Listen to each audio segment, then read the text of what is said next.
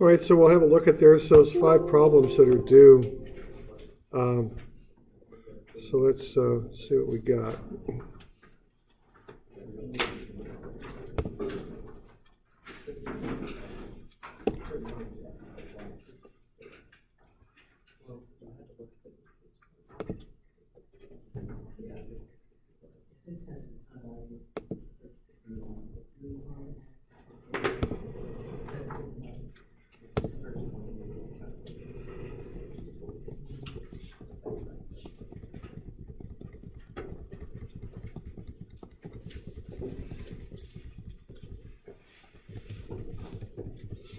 All right, so these things, they get a little tricky, so let's have a look.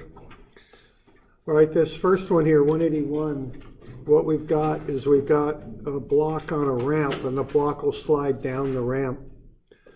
And we want to figure out a few things about this. We want to find the velocity after 0.47 seconds, for starters. All right, so when I see one of these, what I start thinking about here is setting up axes along the ramp. So I'd want to use the x prime and y prime axes that are parallel and perpendicular to the ramp. This is 181 is what it is. And then, so then what I do here is I'm going to find the weight of A, and that's 7 kilograms times gravity. That's right there. And that comes out to be 68.7 newtons. So that's the weight. Now what that is, that weight's going to do 2 things. One thing it's going to do is act down the ramp and cause the block to slide.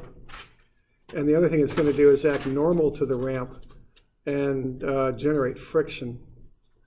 So what I want to do with the weight there is I want to use trigonometry and get it broken up into components that are parallel and normal to the ramp. So the rule on these things, you use the ramp angle, which is 40 degrees, and then take that sine and cosine of that angle by the weight. The sine of the angle gets you the component that acts parallel to the ramp, and the cosine of the angle will get you the component that's normal to the ramp. Okay, so the 68.7 sine 40 gets you 44.1 down the ramp. And then 68.7 cosine 40 gets you 52.6, which is normal to the ramp, right there, okay? So what's going on there, I guess, let's see, we got a 40-degree angle right there. You've got the weight, which is vertical, and then we've got a perpendicular to that, and what we're going to do is break that weight up so that it's has components perpendicular and parallel to the ramp. So what could we do here? We could say that opposite angles get you 40 there, and then you could say that's a 90-degree angle. So this would be 90 minus 40, and that gets you 50, and that'll bring this one back to 40 because 90 minus 50 gets you 40 again, okay? So what that means is that angle right there is 40. And if that's 40 cosine times the 40-degree angle, will get you the adjacent component of that. Or, well, let's see here. We're actually working with a vector that looks like that, aren't we? So we're doing that. We got a 40-degree angle right in there. So if we go cosine 40 times the weight, we'll get this adjacent component, which is normal to the ramp, okay? So that's basically how that works, and that works that way every time. So if you use cosine of a ramp angle, you get the force of the block or whatever it is that's on the ramp normal to the ramp. Sine of the ramp angle will get you the component parallel, and it's always that way, okay, every time. All right.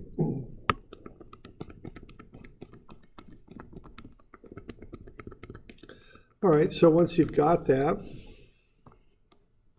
you get those 2 components. Then I sum forces in the y prime direction, set that equal to 0. That'll get me the normal force. And then I want to know about the sliding there, so I'll use the kinetic friction. So I use mu sub k, 0.09 times the normal force, and that gets me 4.73 newtons. Okay. So I can go on through and generate that free body diagram.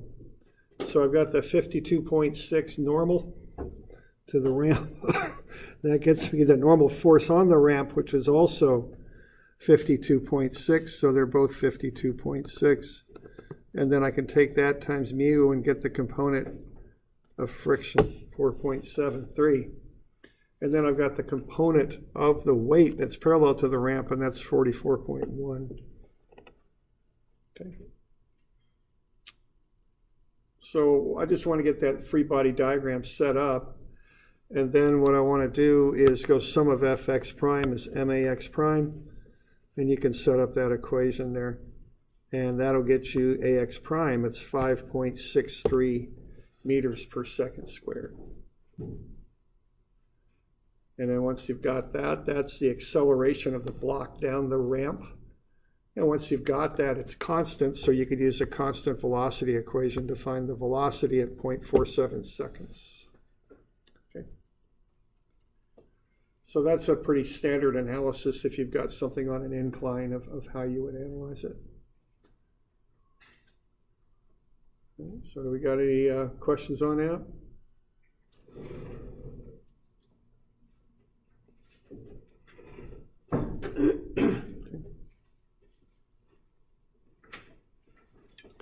So do the trig, find the weight, do the trig, and break the weight up into components, parallel and normal to the ramp. Use the normal component to find the normal force on the block, find the friction, and then write up a force equation to get the acceleration. And then from there you can get the velocity. Okay. All right. Now, so part 2 is a little bit tricky. What we want to do, it's nice, weather's nice, but gets my allergies going, that's for sure. But anyway, I guess we're doing all right. Okay, so what do we got here? We want to find the coefficient of friction required there, I think, to keep that triangular block from sliding. And there's different ways to do that. So for the next step here, the way I did it was probably the simplest way, where I really didn't want to have to deal with the interaction between A and B. So what I did was I made both blocks one free body diagram. So you can see I have that outlined with that highlighter.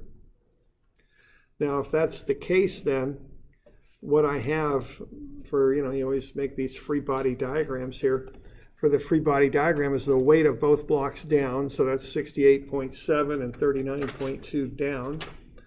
Then I've got the normal of AB pushing up. And I've got the acceleration of the block, A sub A, down the ramp. And I've got the friction. Now when block A slides down B, it's going to try and push B to the right. So the friction acts to the left. Okay.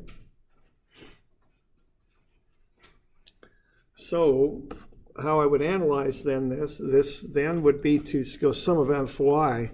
Now it doesn't equal 0. And the reason it doesn't equal 0 is part of this system, block A, has a downward component of acceleration. So it's going to equal the mass of A times A1. So when I go sum of Fy, what I'm going to have is that normal force pushing up, and then the two weights down. Okay. And if this were statics, I'd set it equal to 0, but it's not, because I have a component of acceleration in the y direction. So that'd be 7 kilograms times that acceleration down, so that gets a negative. And then I want the component of acceleration down. See, that block is accelerating on the ramp at 40 degrees. What I want is the component of that acceleration that goes down. So that'll be sine of 40 times that 5.63 meter per second squared acceleration. And that gets a negative because it's going down. So what I'm doing there, I'm just treating both blocks as one system.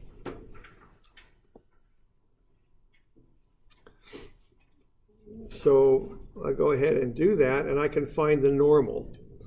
So I can't just use sum of Fy is 0 to find the normal. I've got to consider that y component of acceleration on block A.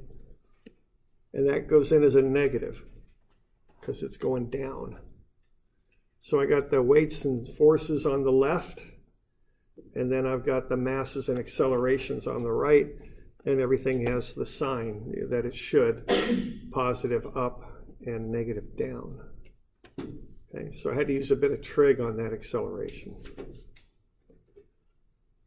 So this is probably the simplest way to find the normal.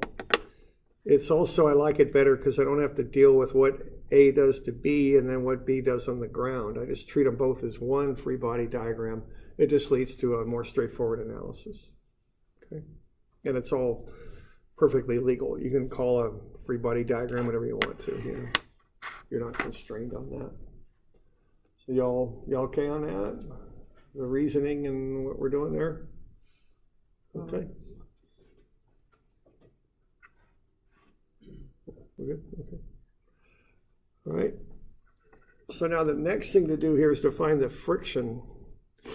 Okay, and again, I'll just do a force equation for that. I'm going to go sum of Fx is max.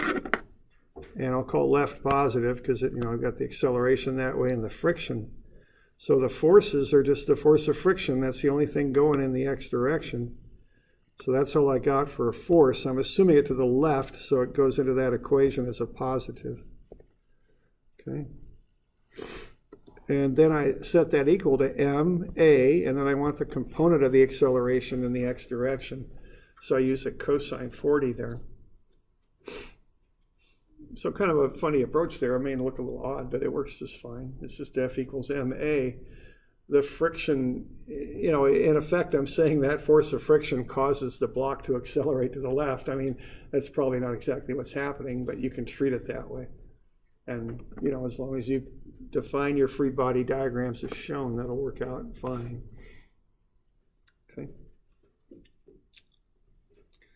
And then once you got the force of friction, mu is equal to force of friction over Fn. You got the force of friction, you got Fn, you just divide them out, you can get the coefficient of friction.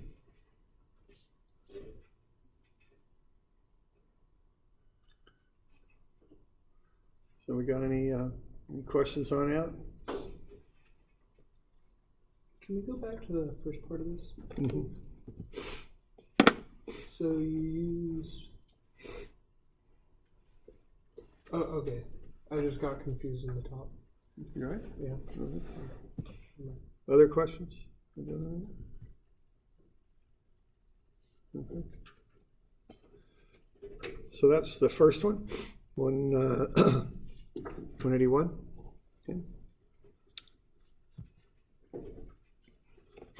Okay, 182, we got another one of these ramps, but this time we got a pulley, a block A, and it's dragging we're going to see what happens here with between A and B. We've got a small frictionless, massless pulley up there.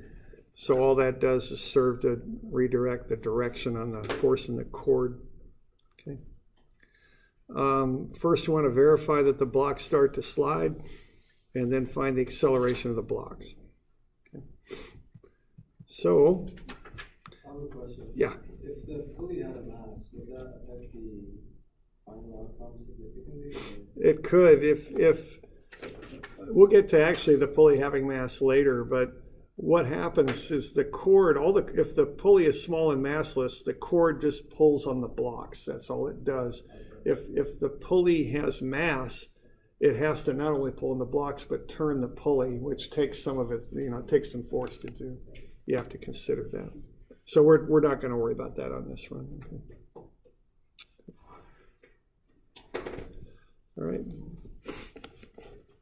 So kind of the standard drill on this, we get the weights because the weights cause the motion. So 19.6 newtons for A and 58.9 newtons for B. And then you want to find the components, get a free body diagram going. For A, it's pretty simple. It's just the weight going down. For B, you need to do the trigonometric thing. You've got a 63-degree angle ramp there. You want to find the component of the weight that's normal to the ramp and the component of the weight that goes down the ramp. Okay, you can then find the normal force on the block from the ramp. Very similar to what we just did on the previous one. And then you want to find the force of friction, both static and kinetic. So just use those two coefficients of friction times the normal force. This is mu Fn, that's all. Okay. Use the proper mu to get those worked out.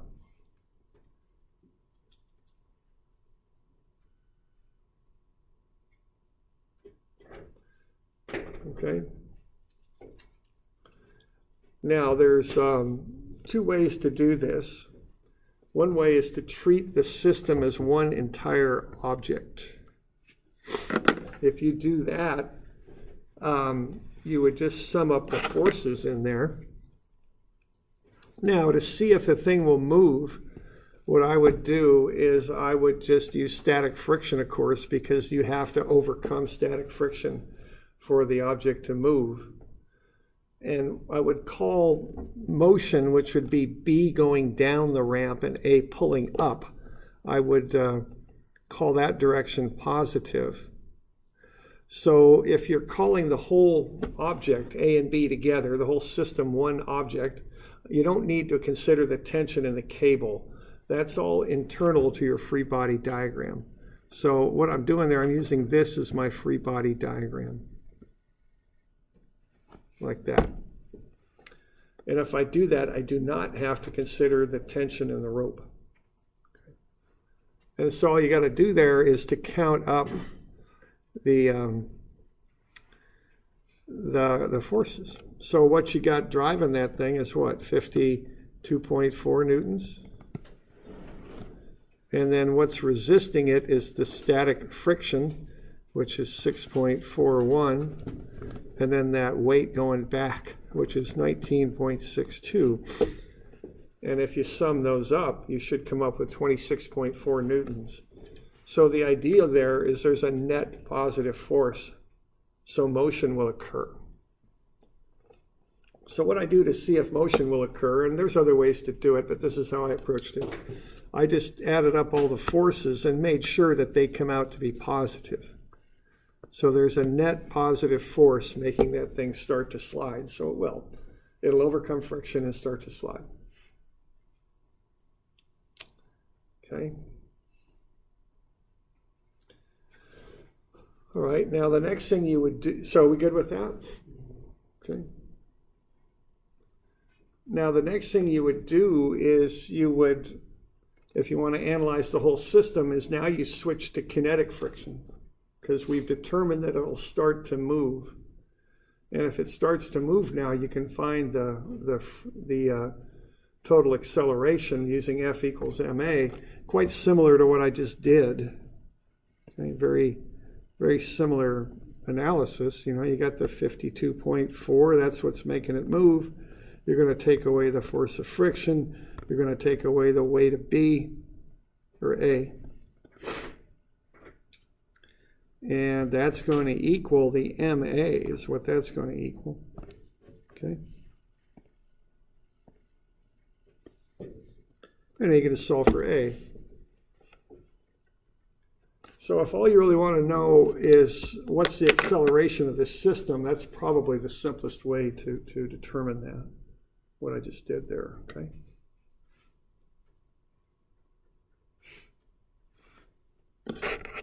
There's another way to do it, but that's the simplest way. Yeah, of course. Did you get the 19.6? 19.62, it's the weight of A. That's the weight. All right. Yeah, and it goes down, so that opposes the motion, so that goes into the equation as a negative. Yeah. You really have to be conscientious about signs when you're doing this stuff, you know.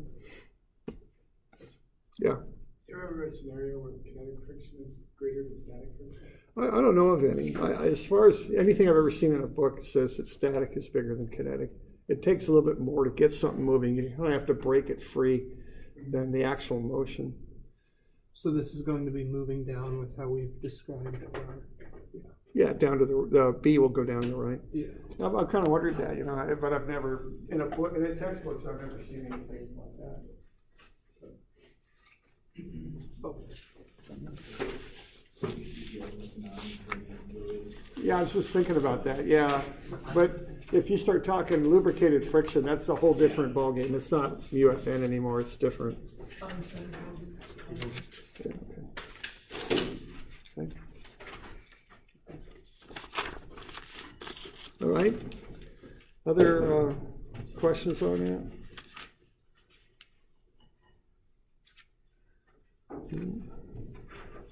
Because there's another way to do it. And the other way to do it is to break it up into two objects. Now this gets into two equations and two unknowns if you do it this way.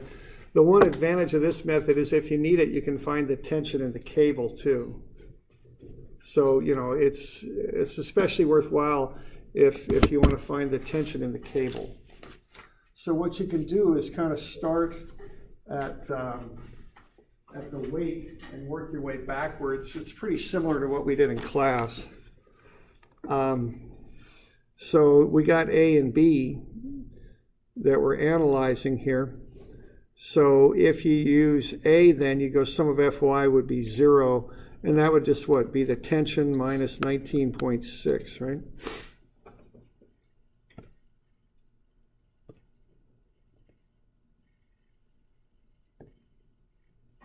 So again, I'm doing a static analysis there, okay? So you can find the tension, and then once you've got the tension, it's pretty simple to analyze this object right here. You just sum the forces, and what you'll come up with is there is a net positive force. Now, like I said, there's other ways to do that analysis to see if it'll move, but that's how I did it, okay? Okay, now the next step then would be to kind of work your way through the two objects to find the acceleration. So you're going to use kinetic friction here on this one. So that'll be different than the static friction. So what you would do here is you could start at A, and what you would have would be just like what you got up above. You're going to have the tension minus 19.6 newtons. But that's not going to equal 0 anymore because it's accelerating, okay? So you then put the MA on the other side, and the mass is 2, I think, so that would be 2A, okay? And then on the other side, you've got 6A, I think it is. And then you just write up an equation for what the forces are, and that goes on the left. So what goes on the left is 52.4, and then minus the tension, and then minus the force of friction. You want to use kinetic on that because now we're looking at motion. Okay, so that gets you two equations which you can solve for the acceleration. So you could do it either way, whichever way suits you. The first method is probably a little bit simpler mathematically. The second method, you can go in and find the tension in the cable, which you can't do in the first method alone, because the first method, that's not an unknown because you're considering A and B together as one object. So you're not don't have anything to do with tension on that. Okay.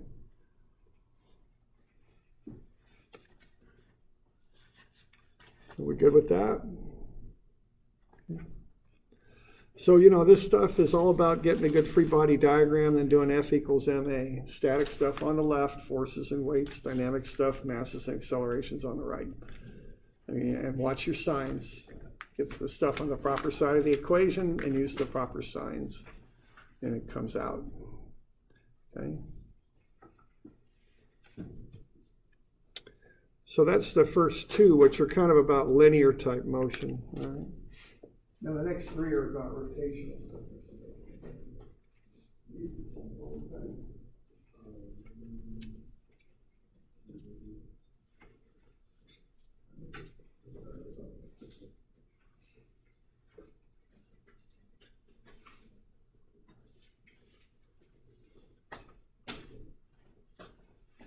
Okay.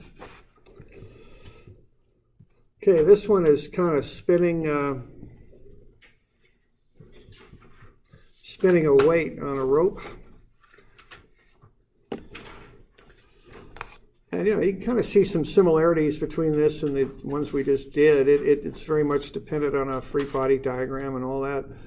So what you do there is you take the mass times gravity and get the weight. It's 5.89 newtons right there.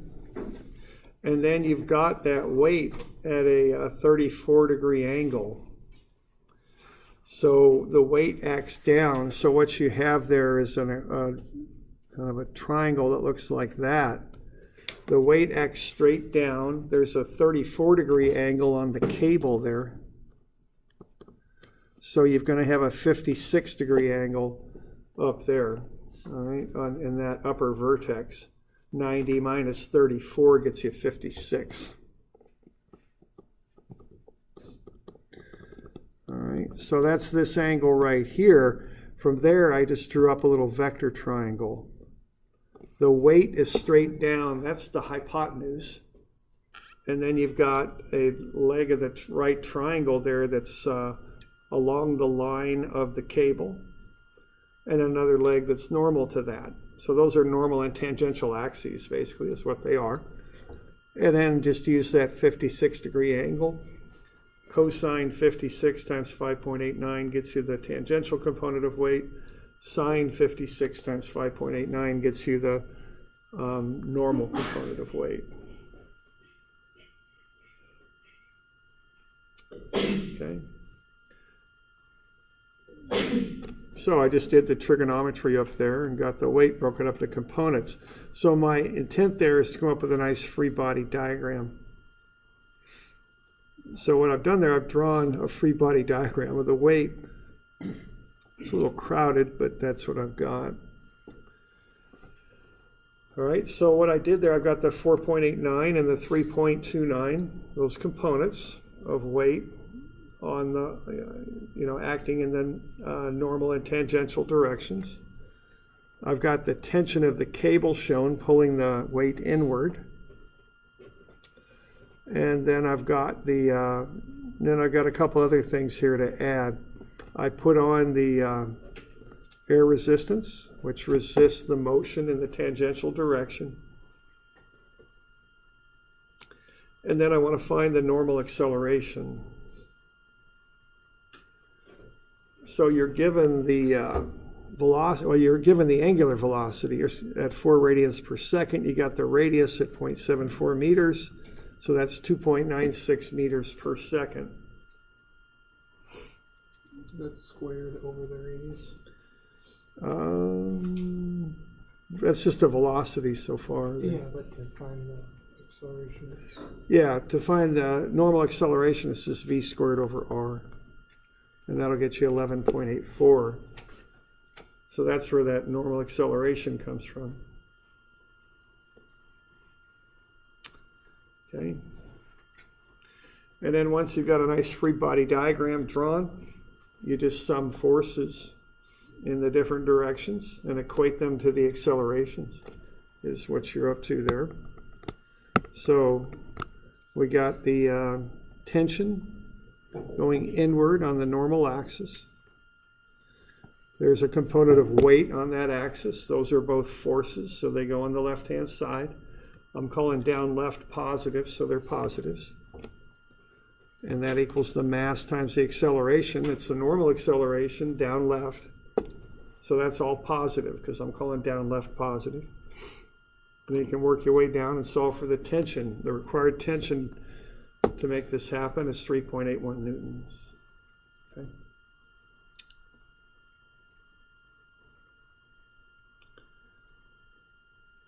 And then you do the same thing in the tangential direction. Okay, just sum up the forces. You got the 4.89 and the 0.41, and set that equal to the mass times the tangential acceleration.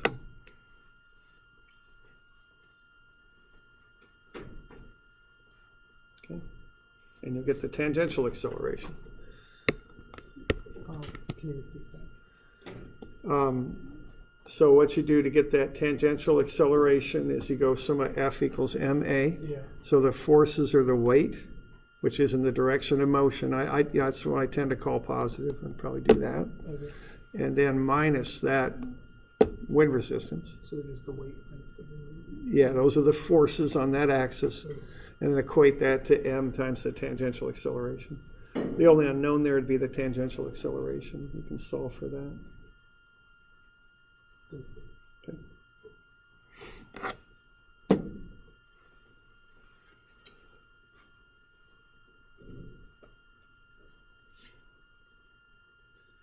Any questions on that? Why don't you have to use your normal acceleration at all in your tension equation? Okay, you don't use the normal acceleration in the tangential equation because the normal acceleration is perpendicular to the tangential axis. Oh, sorry, So not tangential. The normal acceleration in the tension. Oh, you do. It's right there. It's at 11.84. Oh, I didn't even see right that. there. Yeah, Well, okay, I'm sorry. that's just F equals ma. Yeah. Yeah.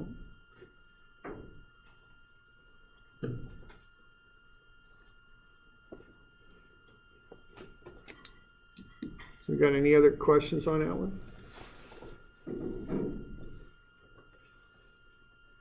Okay.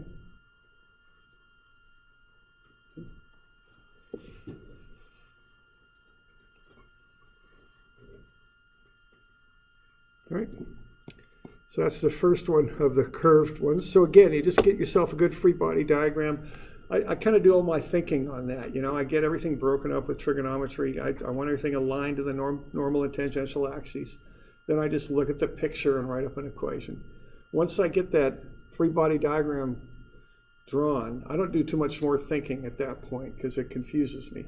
I just look at it and I go F and I put in weights and forces on the left, and then MA and I put in masses and accelerations on the right. And that's all I do. So the work is kind of getting a free body diagram. Okay.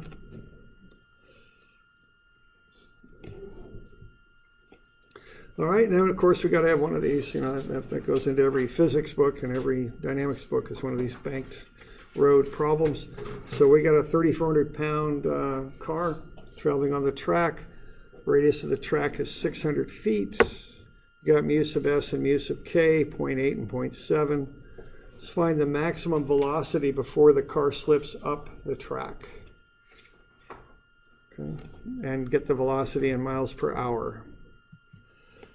All right, so start off with a free body diagram, okay? And that's, you've probably noticed that's always step number one, and a lot of engineering classes are that way. Because if you don't really understand the picture, you're going to have some trouble. So you always want to get a good sketch going. Okay. I think I've told that story about a friend of mine in college. He was trying to draw up a diagram about why his girlfriend was leaving him. You know, I thought he was overdoing the free body diagram concept, but that's how he was approaching that problem. He was actually using a Venn diagram, trying to prove that two sets couldn't intersect mutually with a third set or something like that. She was seeing some other guy, and it was kind of a mess there for a while. But we got it straightened out somehow. But anyway, but I thought he was kind of overdoing the free body diagram thing there. But at the moment, he didn't. He thought that was the best way to be figuring it out. But anyway, so here we go. So we're going to get a free body diagram going. So we got the weight down, okay? Force of the road. I'm not going to call it the normal force because I've got normal acceleration. I don't want to call two different things going two different directions the same thing. So I'll just call it force of the road. And that's perpendicular to the road. Normal acceleration is horizontal, like we talked about last time in class. And also there's friction. Now the friction is 0.8 times the force of the road. I don't know what the force of the road is yet, but notice when I do that, I'm only going to have that one unknown. I'm not just going to call it force of friction because it'll look like a second unknown. I can write it up as 0.8 times force of the road. So that'll get me just one unknown in there, which will make this simpler to solve out, okay?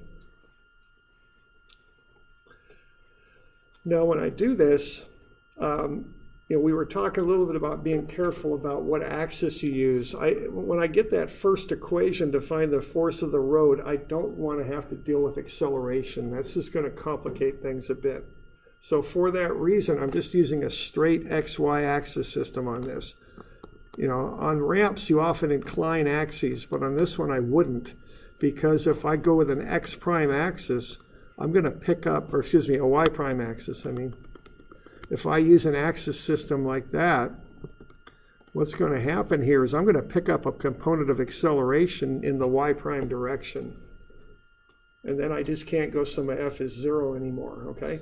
So I got to go straight Y on this one if I want to use sum of F equals 0, which is what I want to do.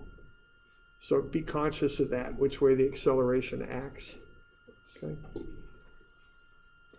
So I think I'll do that, okay? So I'm just going to use a straight Y axis system. So the weight is just negative 3,400. The trig function is now attached to the force of the road, okay? Cosine 24 F road is up. And then be careful, remember to include the friction in there too. So that's minus 0.8 F road sine 24. It's common for people to forget to include that when they're doing these problems. Okay. So I'm just doing all the forces in the Y direction there, setting them equal to 0 because there's no acceleration in the Y direction. The acceleration is all X.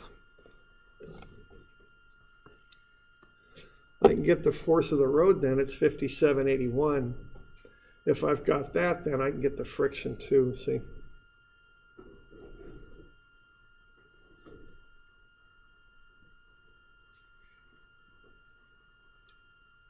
You good with that?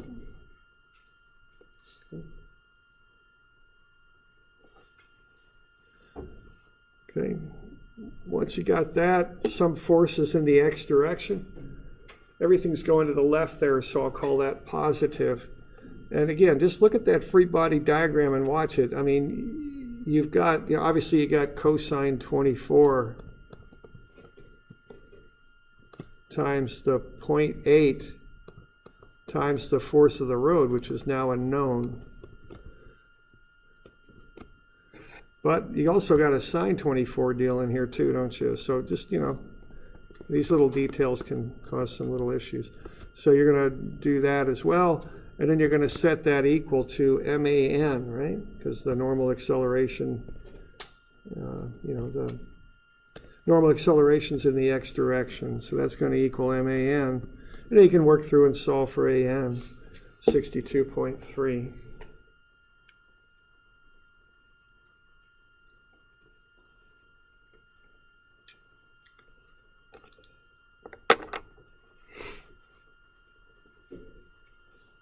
Doing all right with that? What did you multiply the sine by? Is that Well, yeah, I'll let you figure that out. But look at that road force. See, you got to consider that. Okay. Oh. Okay, and people often neglect that; they don't really see it. So I'm just summing up all the forces in the X direction. Okay. All right. And this is another little concept on this problem-solving stuff. Once you got the normal acceleration, you can get the velocity. If you know the radius, you can always work your way from normal acceleration to velocity, or the other direction, velocity to normal acceleration. So, once you've got the radius, you can find, in this case, it's the velocity, because you got the normal acceleration. You got the radius, you can back into the velocity, and then I just converted it into miles per hour, 132.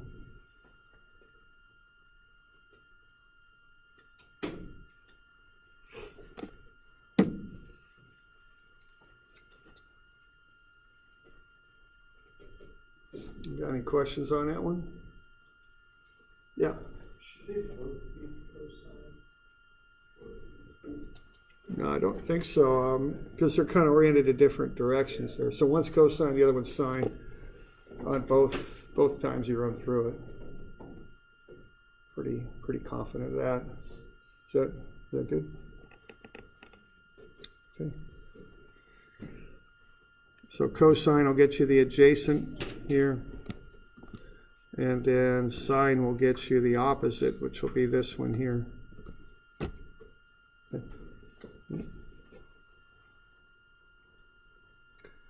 All right, so that's that one. Again, free body diagram and F equals MA. That's what we're doing there. Okay. Oh, okay. All right, the last one here. This one's just got a bunch of steps in it. Our assumption here is we got a constant acceleration of 2.5 meters per second squared. And what we want to do is the thing's going to start from rest. That's a snowboarder. Snowboarder's going to slide down that circular track. And we want to find the normal force on the snowboarder when that time equals 7 seconds.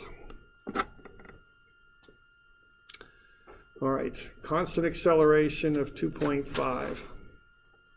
So what we want to do is get to that free body diagram. So we're going to have a normal force pushing on the snowboarder. We're going to have the weight of the snowboarder and the angle.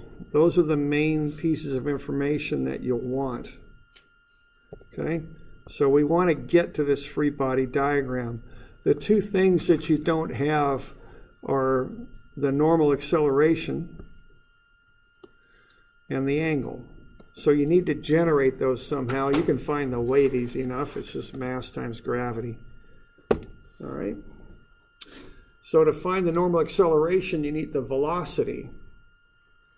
You've got constant acceleration, so you can use a constant acceleration to get the velocity. V at 7 seconds is the initial velocity, which is 0 plus AT, and that'll get you 17.5 meters per second. Once you've got that, you should be able to find the normal acceleration easy enough. It's 3.4 meters per second squared.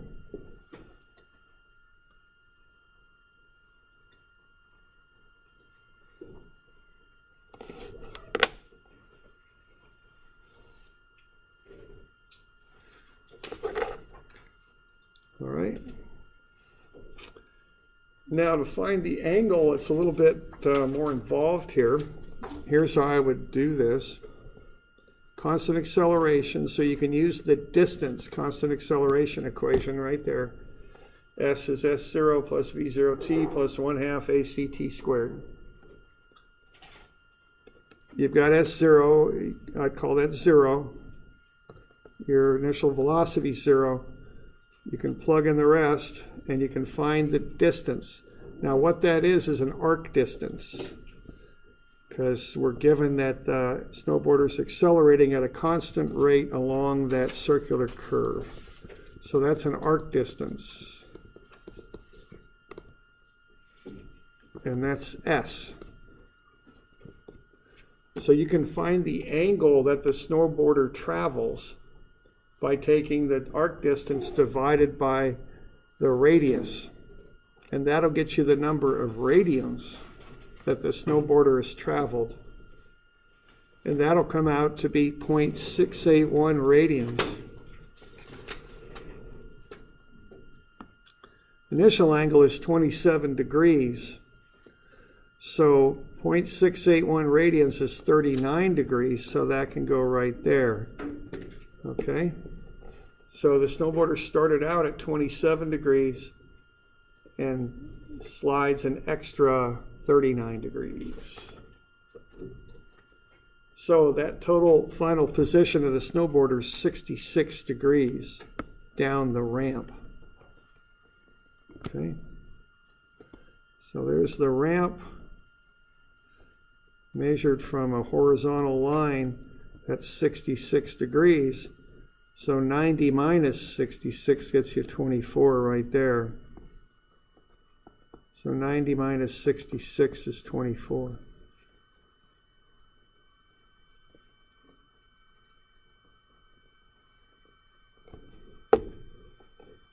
So now you got that 24-degree angle, and that's the angle right here, okay? So after you've gone through that analysis, you know what the normal acceleration is. It's 3.4. And you also know the angle at which the snowboarder is.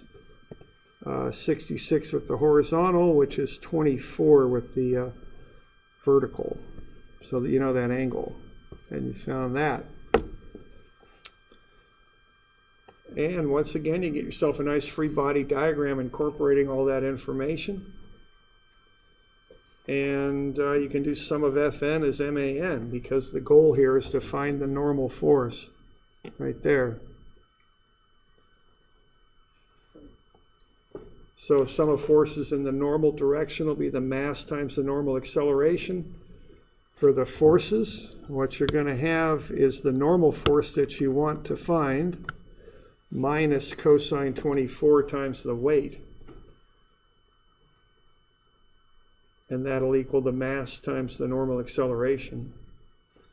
And then you can find the normal force.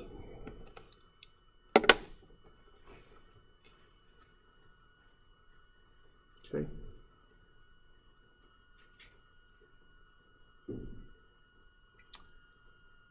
So that's the deal with that one. Got a lot of steps to it, you know, a lot of little things in there, but you just kind of follow it step by step.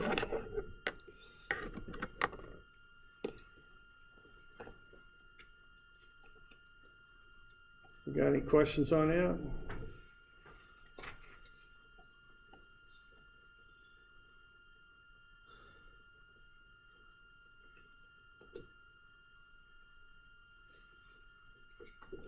Okay. So these things are, you know, they're a little bit involved, but the common theme on these is get to a good free body diagram with all those forces and accelerations on it, lined up in the direction you want them lined up. Okay? Get that figured out and get you a picture with those things on it. Once you've got that, you can do a F equals ma equation. Weights and forces on the left, masses and accelerations on the right.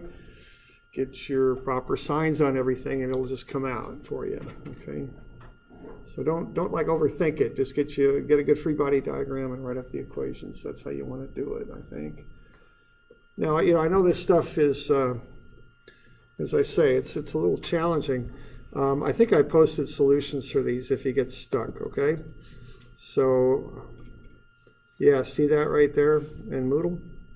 They're there if you want them, okay? Because I know, you know, it's fine. Just don't just copy them down, though. I mean, go through it, work through it in your head, because I'll give you this stuff on the test. You want to be ready for it, but that stuff's there if you're getting a little stuck, okay? All right. Yeah. Can we go back to the snowboarding question? On the 200, so when you get to your last F of n, and you have the 238 newtons, where did, I was just trying to figure out where those came from. The 238 is MA.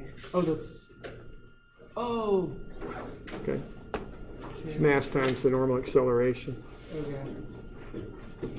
And the normal acceleration is just v squared over r. Yeah, and you got v, so you can find v squared over r if you get that. And then the v is just that 11.2. 17.5. Oh yeah, something like, wow. Yeah. All Over. right. Square it and divide it by the radius. Yeah. Okay.